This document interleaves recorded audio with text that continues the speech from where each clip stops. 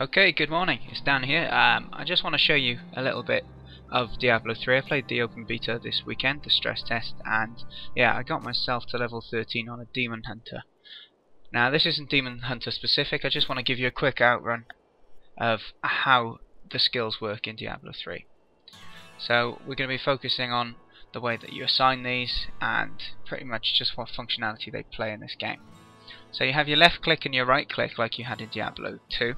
Then you've got buttons 1 through to 4 as well, which can be assigned to different categories of spells. So I'm going to open the skills menu now, and first off I will go into my primary, which is my left click ability window. And what you'll see is you can assign up to 4 different spells to this left click ability. Now you unlock the different spells as you level up. Now if I go into my secondary spells, you can see that I've got 4 completely separate abilities that I can assign to this. Now your secondary spells are the ones that's going to take your primary resource as you use it. But as you can see, you can also have different categories of spells for your 1 through to 4 buttons as well. Now for each one of these spells, if I go back into this first one, you can see that you also have the ability to choose these skill runes.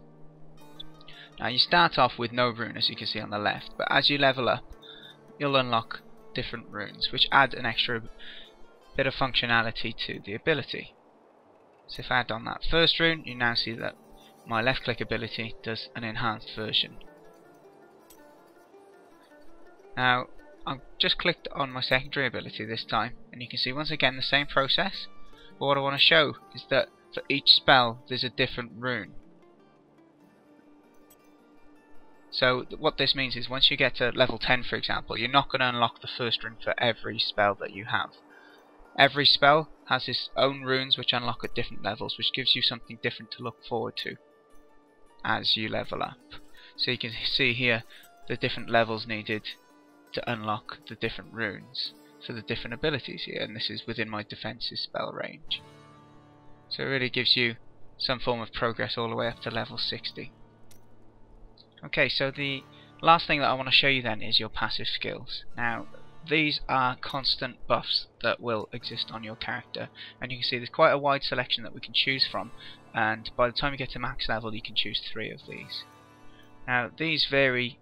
They can be things that increase your damage, things that increase your speed, that give you utility for example. It allows you to kind of focus into an area of your character's development. But yeah, that's pretty much all I wanted to show you on this very brief video then, just so you have an idea of how the skills work in Diablo 3. Thanks for watching. Enjoy the hunt.